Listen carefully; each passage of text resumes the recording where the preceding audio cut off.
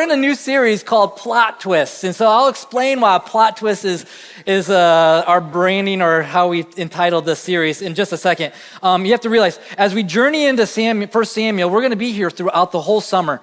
So for the next 14 weeks, just kind of get settled, we're going to see some marvelous truth. This is such a fun book. And just to give a little background of 1 Samuel is that here, the nation of Israel up until this time is being governed actually by judges. They have no king, right? There is no monarchy, right? The other nations have kings that are ruling over their nation, but not Israel. And the reason is really simple. The reason they don't have a king is because why? Because God is their king. God is the one who rules them. And so the other nations had king, they do not. But God didn't give them a king yet, but what God did do was raise up leaders. And throughout the book of Judges, he raised up a number of judges. And if I were to give you a quiz right now and say how much, if your life depended on you giving 3 judges, how many of you would be in a whole world of hurt? Probably a lot of you. Anyway, well, so you got like Deborah, Deborah's the only female judge, but you got Shamgar, you have Gideon, you have things like that. So Samson is a judge. And so right now, there are no kings. In 1 Samuel though, God is going to give the people what they want. They want a king. And so this is like a transition into the monarchy. Now throughout 1 Samuel, what I'm going to teach you is a kind of a term many of you probably are not familiar with, is the term chiasm. Right? You see chiasms throughout really the book of Samuel. Like a chiasm is from the Greek letter chi or sigma chi. It's like an X, right? So you can almost do like Wakanda forever, everybody. So we're going to do an X. And so chiasm is really it's like a grammatical structure, but to be really, really simple, what a chiasm is that it's when one person is high in the beginning of the story, but God is going to bring them low. And that which is low is actually going to become high. That's what you see over and over within the book of Samuel, right? You see this actually in movies where I was thinking of what's a common fun movie where you can see a chiasm take place. And I was first thing that came to my mind was Happy Gilmore. Right? And so in Happy Gilmore, you have Shooter McGavin is the guy on top. He's the one who is he's the professional. He's the one who's winning all these tournaments. But he's proud and he's haughty. And then you have Happy, right? He's low. He's pretty pathetic. And yet he's wanting to actually save his grandma's house. And so he is low. But by the end of the story, that which was high, Shooter McGavin, is brought low. And Happy, who is low, is elevated. And so that's what you see over and over in 1 Samuel. You see it with Hannah and Peninnah. You're going to see it with Eli and Samuel. You're going to see it with Saul and David. And actually, even between those, you see it actually even somewhere else. You see it with Dagon and God. So that's a chiasm. That which is high is going to be brought low because they are proud and they are haughty and they will be humiliated by God. But that which is humble themselves under the God's mighty right hand, will be exalted. And so that's the chiasm that you see. That's why we called it plot twist. Because what you think is going to take place actually isn't going to happen. God is doing something behind the scenes that you just never know.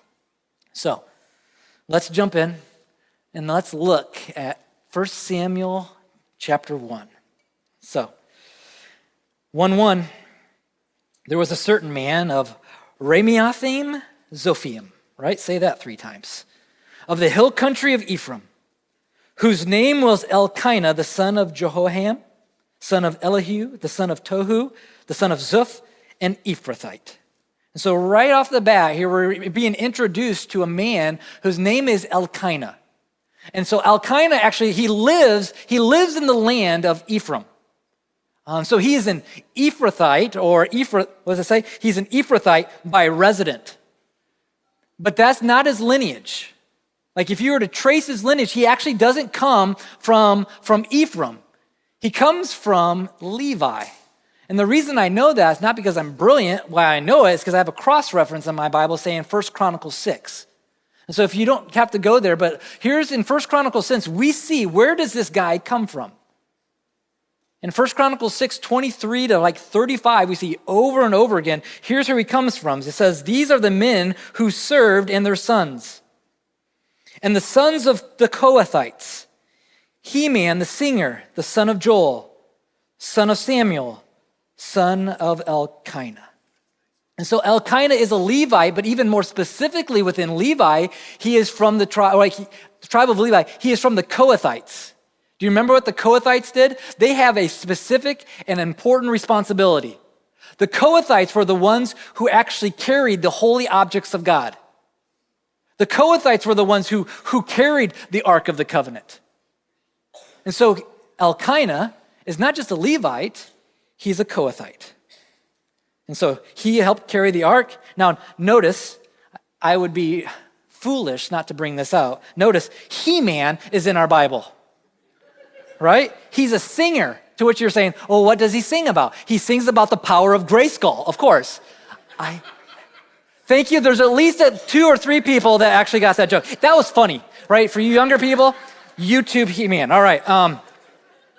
And so here, but if you scroll a little bit farther in 1 Chronicles 6, what you have is that you see that actually what the lineage of Elkanah, his great-great-granddad, is Korah. And if you remember Korah from the book of Jude, Korah was not a good dude. Korah was judged by God because he wanted to approach God by his own means, and God judged him. Now I bring that up because Korah's sons, God did not judge. God didn't kill him. God showed mercy. And it's these sons of Korah, like Asaph, who became like the great psalmists, like the great expounders of God's power, God's mercy, and God's grace, right? It's like a reminder that when your times, they had a hard past. And yet God showed his faithfulness and his goodness and his grace. And here are these boys then writing about the goodness and the faithfulness of God. So he is a Levite in Ephraim. It's like a Levitical city. Right? In verse 2, we pick up Elkanah had 2 wives. The name of one wife was Hannah, and the name of the other was Peninnah. Now Peninnah had children, but Hannah had no children. And so right off the bat, we're seeing, all right, so here Elkanah has 2 wives. Peninnah had kids, lots of kids, almost like year after year, you're going to see, had a child. But Hannah had no children. She was unable to have a child. She was infertile. She was barren. Now, before we get into that, we were seeing now, Elkanah, he really is a good guy. He's a good man. In fact, he's almost like when you look at the other leaders within Israel, you see Eli's going to start making his appearance soon. Eli was kind of one of the priests at Shiloh, where the temple and the tabernacle actually took place. Eli was not a very good dude. And the primary reason why Eli was not a good man is because he would not hold his sons accountable. Hophni and Phinehas were wicked priests. And he just kind of overlooked their offenses. And so in verse 3, we see Elkanah kind of being shown because this man used to go up year by year to the city to worship and to sacrifice to the Lord of hosts at Shiloh, where the 2 sons of Eli, Hophni and Phinehas, were priests of the Lord. And so the tabernacle isn't in Jerusalem yet. The tabernacle is in a city or a town called Shiloh. And that's where sacrifices were being taken place. And Elkanah is going up year after year presenting a sacrifice to God. Every year he is showing he is faithful to who God is and faithful to what God wanted. And so he would go and he would bring his yearly offering every year. His yearly tithe, which was remarkable. In a day of compromise and in a day of evil, he was still bringing his offering and his finances to God. He did not corrupt to the culture and to the corruption that was around him. He remained faithful year after year after year. Meaning he was faithful in a wicked day. Is it really easy for people to kind of compromise when other people are doing it, especially when leaders are doing it? It's incredibly easy. And Elkanah says that's not him. he's faithful. He remains faithful, even amongst the corruption of his day. And so in verse 4, we go on. On the day when Elkanah sacrificed, he would give portions to Peninnah, his wife, and to all her sons and daughters. But to Hannah, he gave a double portion because he loved her, though the Lord had closed her womb. And so Elkanah, good man, a really good man, but far from perfect, right? Because right off the bat, you already see, like, Elkanah is a polygamist, right? Polygamy was never, ever sanctioned by God. God would allow it, but it was never preferred. Right? And so in every time where you see polygamy take place, I promise you, this does not bode well for the individual who does that. So if you're taking notes, right, no polygamy, students. Right? Get it out of your minds. All right? And so right here, like we're seeing, there's polygamy taking place. Hannah is unable to have a child, but likely because she's not able to have a child, he took another wife. Sound familiar? Sounds like Abraham. And because of that, a rivalry happened. Dissension within the home happened. Verse 6. And her rival, namely Peninnah, used to provoke her grievously, to irritate her, because the Lord had closed her womb. That's the second time. It's the Lord that closed her womb. And so we're going to see Hannah, she is a great woman, a fantastic woman, but she can't have a kid. She loves God, but she is childless. She is barren. Like, she struggles with infertility. And so she is suffering, right? She's suffering, and she's so sad because she has what? Unmet expectations. She has dreams of being a mom, and that's not happening. And so she's incredibly disappointed. And to make matters worse, Peninnah comes in, and she just kind of rubs it in her nose. She's just there to kind of provoke and to poke. She's there to irritate. She is not a pleasant woman. She is bitter. She is angry, right? And she is contentious. And so year after year, here Peninnah is just poking her, provoking her. And you read verse 7, and it just kind of breaks your heart. And it went on year after year. Just read that. Let it just land on you.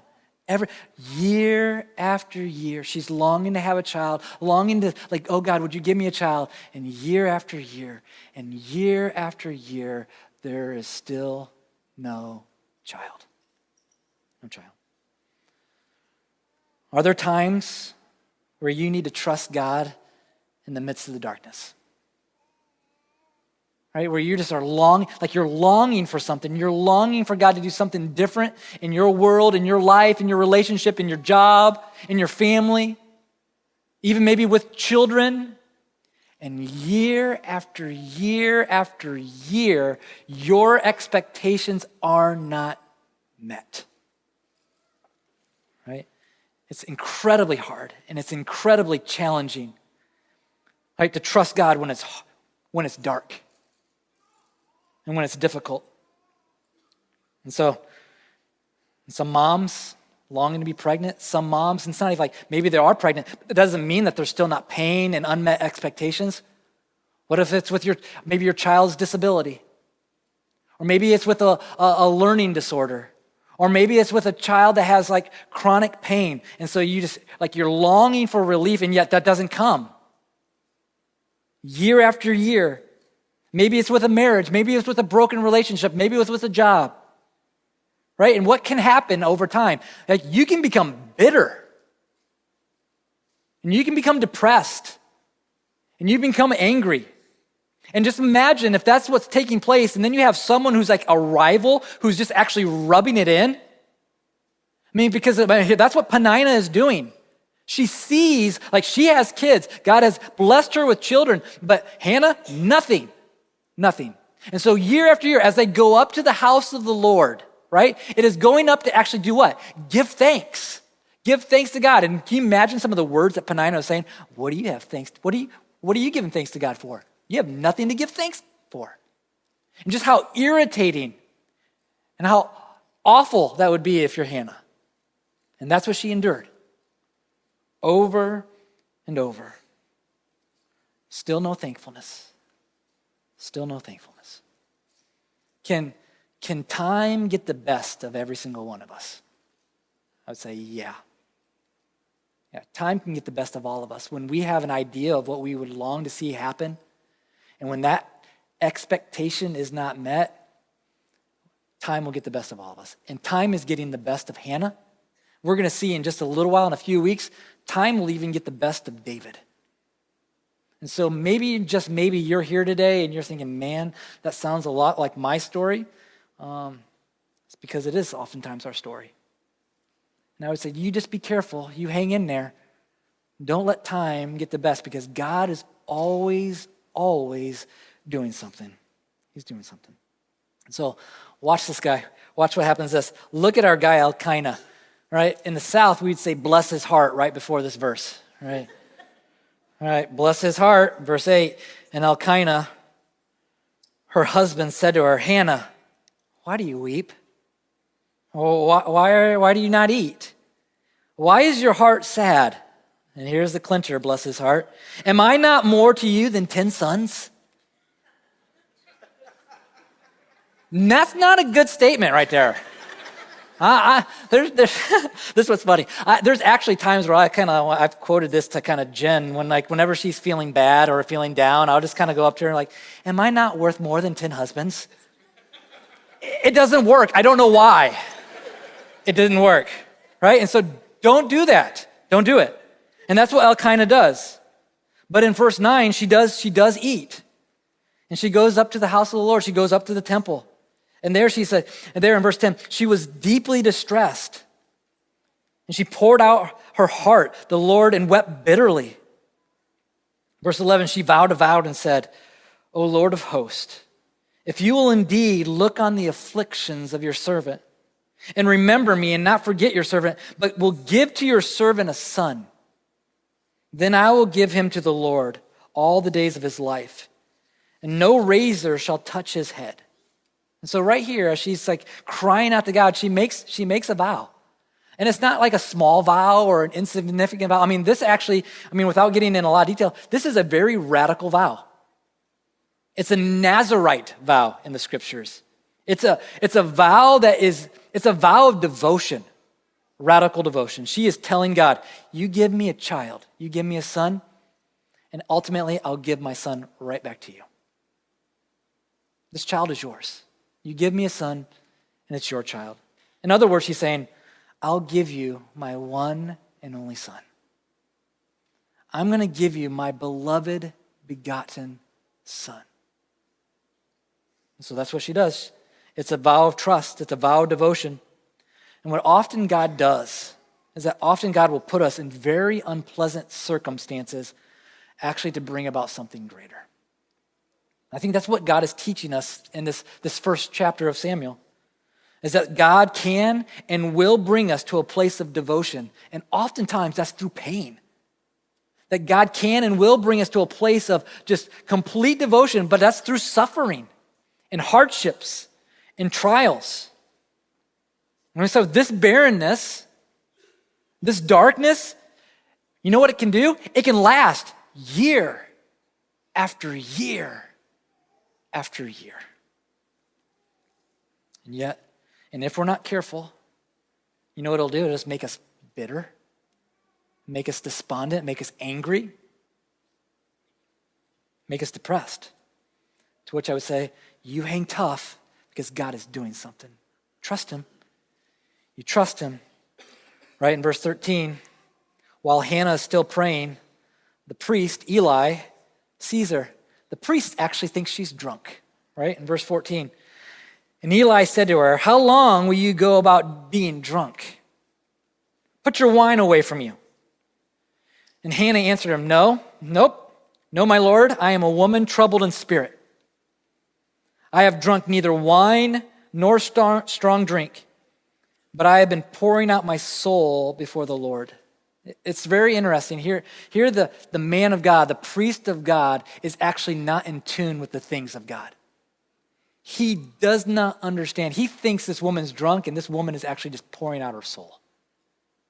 He thinks, in verse 16, you'll see, she knows that he thinks that she's worthless. She says, don't regard me as a worthless woman. When in actuality, she's not worthless. His sons, we see in a few verses later, they're worthless and they're wicked. But she's not. And so she just says, Hannah's like, I haven't taken in anything. I haven't drunk anything. You know what I've done? I am just pouring out my heart. She's pouring out her soul. And so that's what Hannah's doing. And in verse 18, then the woman went away and ate, and her face was no longer sad. Isn't that interesting? Right?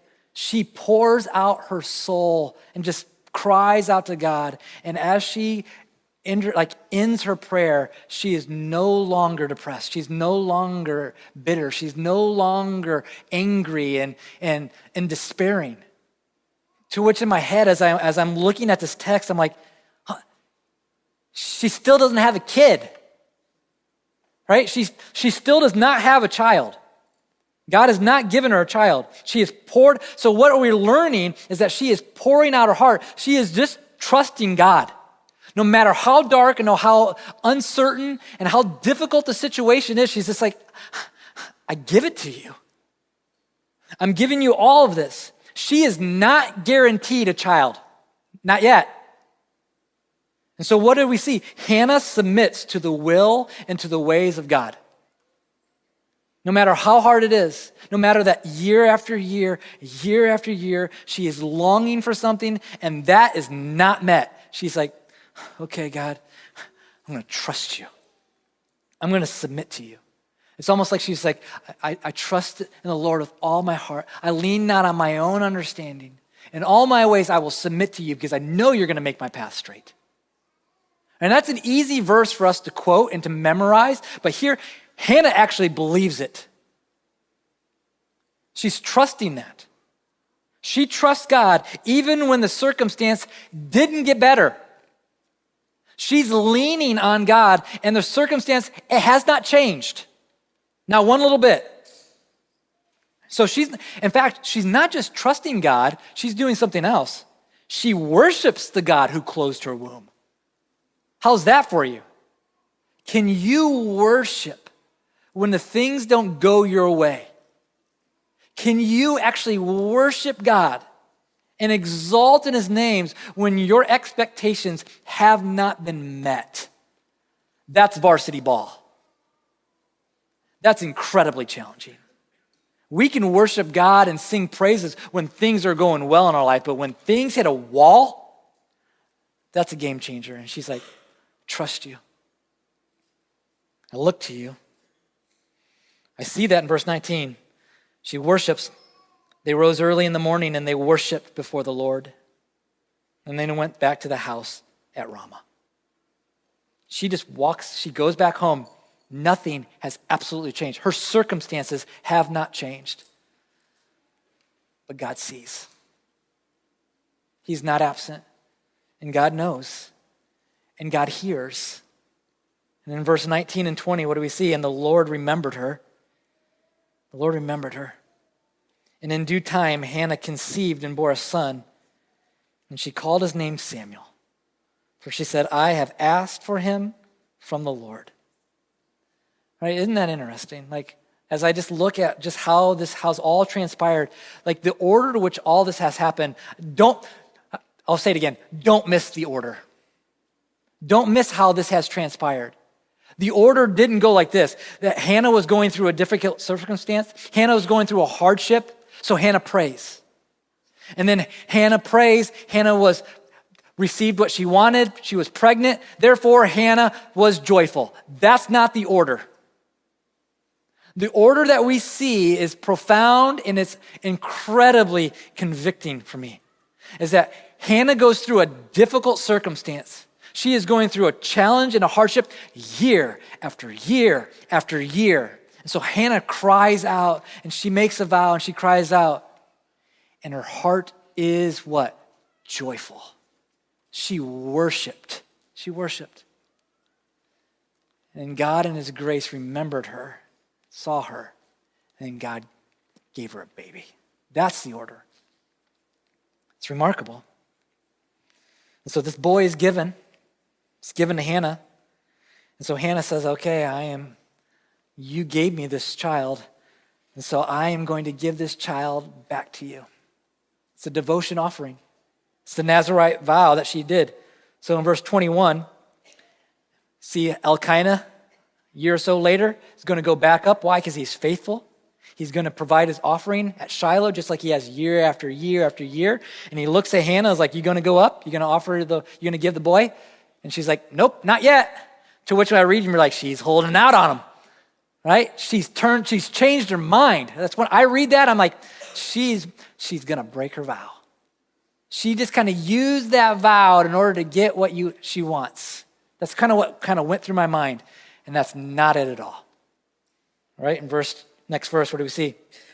She says to her husband, as soon as the child is weaned, I'll bring him so that he may appear before the presence of the Lord and dwell there forever.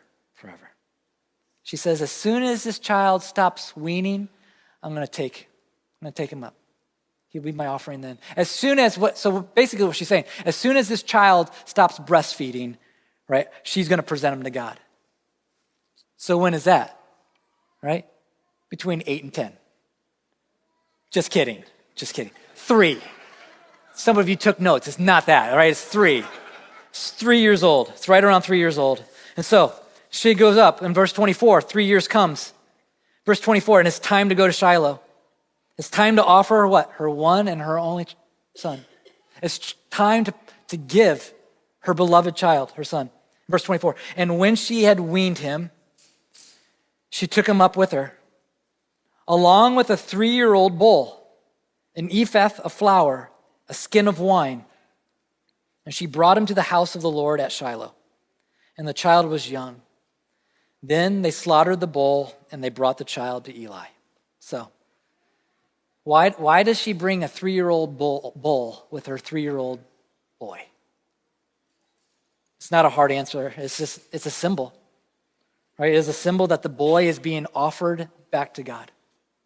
It's a symbol that this boy is being completely devoted to God. This child is God's. And so, it's why just earlier in our service, not just in this service, but in our previous service, it's why we it's like principles like this, is that we do parent-child dedication. Is that this was a radical kind of dedication. We don't make our parents actually slaughter an animal when they dedicate their kids. Maybe we should, right? We could have a great big backyard barbecue afterwards, right? But there they did. They slaughtered a 3-year-old bull, saying this ultimately represents our child. He is yours.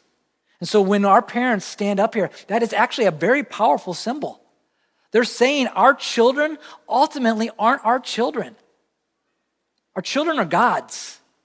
Are we stewards? We are stewards, and we will point them to Jesus to the best of our ability. We will surround them with other people that will do the exact same thing, but we have to hold them very, very lightly. Say, God, we love them. Oh, that we love them, but ultimately you love them more, and ultimately they are yours. So if you wonder, why do we do parent-child dedication? Wonder no more.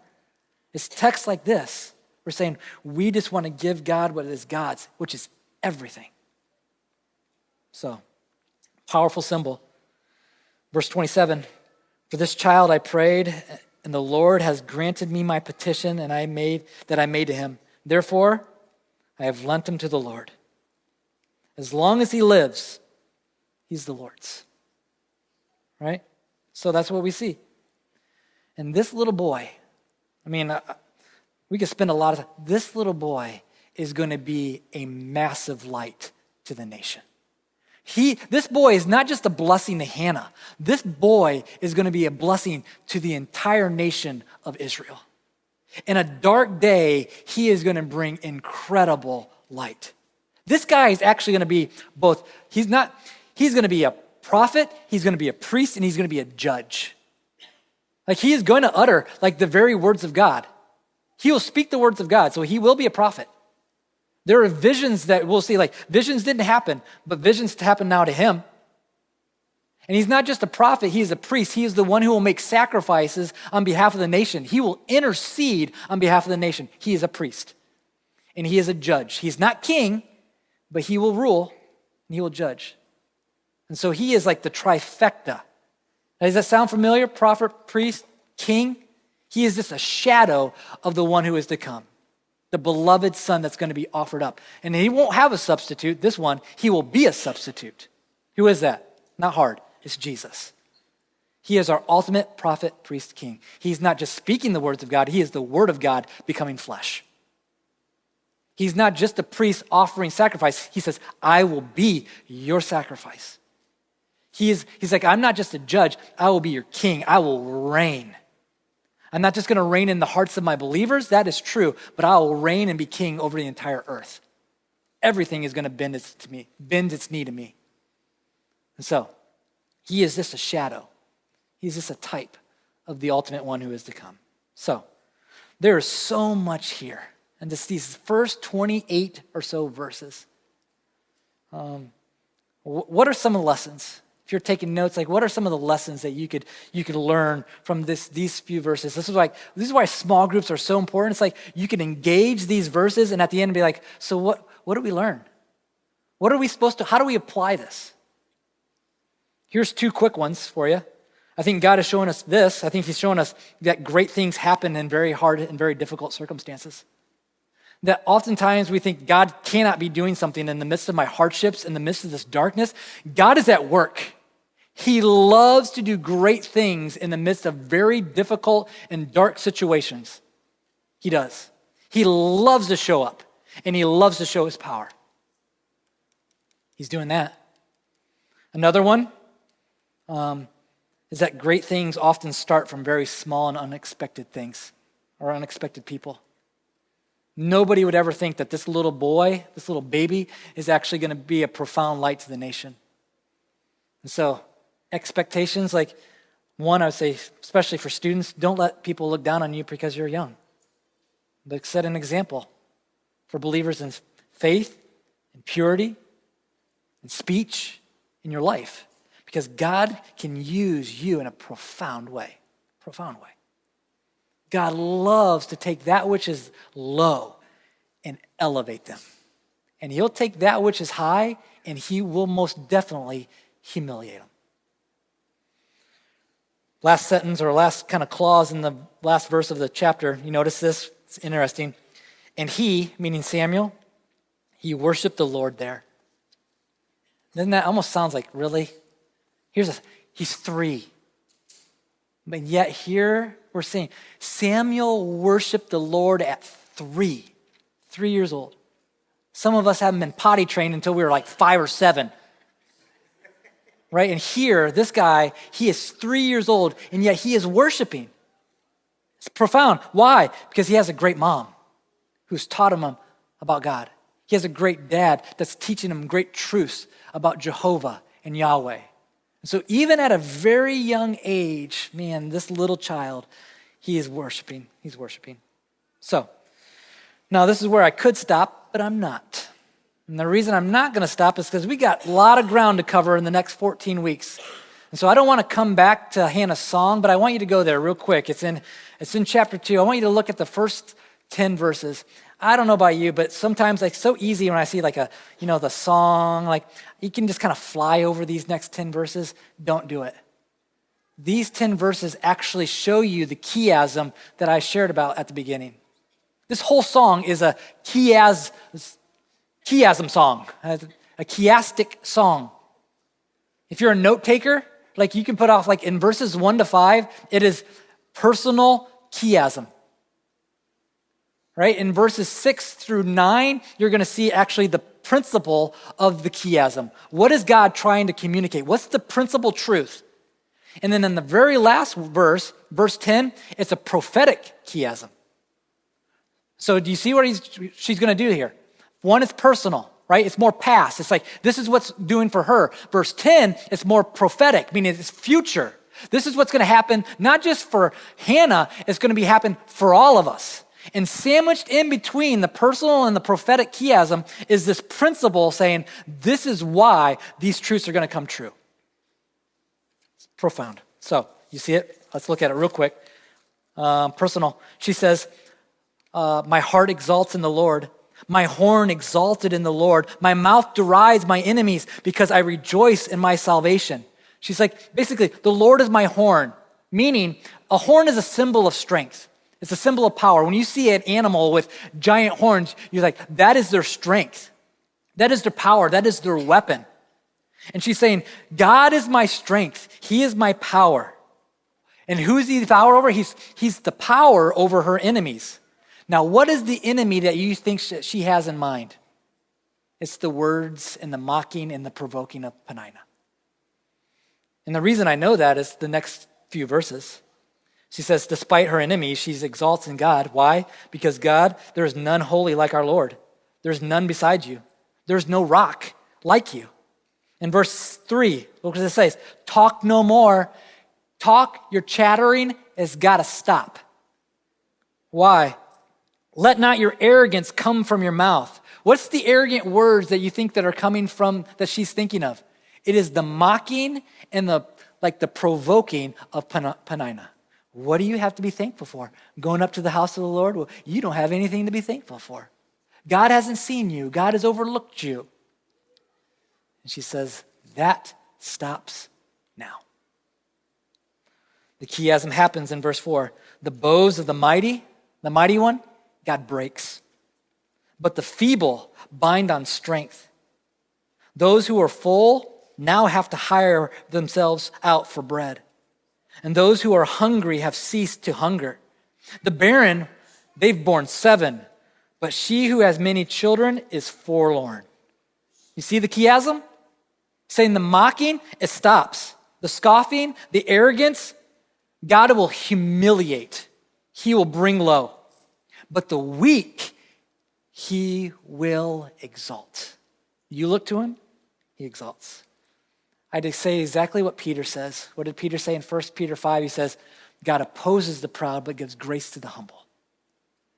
So he says, humble yourselves, therefore, under God's mighty hand. He will exalt you. I promise you, he will exalt you in due time. And real quick, you see the personal chiasm between Hannah and Peninnah, but now you see like the chiastic principle. Here's why it comes true. Because the Lord kills and brings to life. It's the Lord who brings down to Sheol and raises up. The Lord makes poor and makes rich. He brings low and he exalts. God is the one who raises up the poor from the dust. He lifts the needy from the ash heap to make them sit with princes and inherit the seat of honor. Why? Because the pillars of the earth are the Lord's. They're not Dagon's. They're not Baal's. They're not any other false god. They are the Lord's, and on them he has set the world. He will guard the feet of the faithful ones, but the wicked he shall cut off in darkness. For not by might shall a man prevail. God says, God is the king of the universe. He is the God of creation. He is the one who holds all things together. We're going to sing that song in just a few minutes. He is the one who holds everything together. He is not absent. He is not unaware. He is not ambivalent. He knows, he sees, he acts.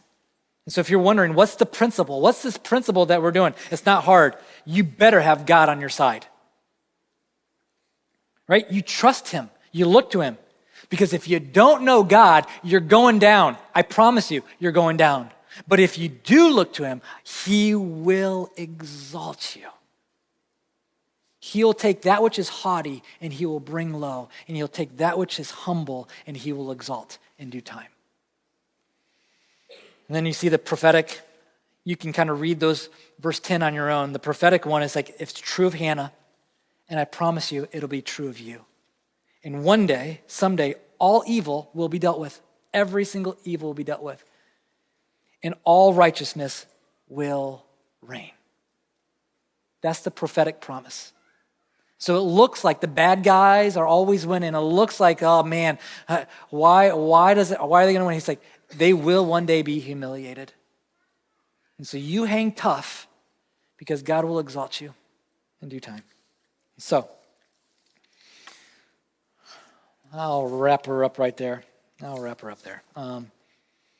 Here's the big idea, that faith means rejoicing. Faith means trusting in God when your dreams are unfulfilled. Faith means trusting and looking to God when your life falls apart. Faith means rejoicing in God when in your ups and in your downs. Faith means looking to God when you have to wait. Faith means that I'm gonna continue to rejoice and place my hope no matter if there's a storm or whether the sun is out. The good and the bad, because God is faithful. He's faithful. So, if you're here today, and maybe you're here today because like mama made me, or I'm just here, this is my mama's day gift. I didn't have any intention of being here. Well, you're here because God wants you here. And I would say you're not here by accident. If you're here and you've never trusted Jesus, he is the gift that solves all of our issues and our problems. He conquered sin. He conquered death. He says, you humble yourselves underneath me. I promise you, you have life. And you'll have life to the full. So, Father in heaven, we are so thankful. We need you. We're so thankful for the love that you've demonstrated through sending your one and only Son. You willingly gave him as a devotion offering, as a sin offering. And so my prayer, if there's anyone here or listening online that has never trusted Jesus, would you remove the blinders or remove this like foolish notion that they can gain favor or approval through their own effort, through their own works. Rather that they would look to you who did everything for them, who performed the ultimate work, coming, dying, rising, and reigning victorious. So would you direct hearts to Jesus, I pray. And all God's people said, amen.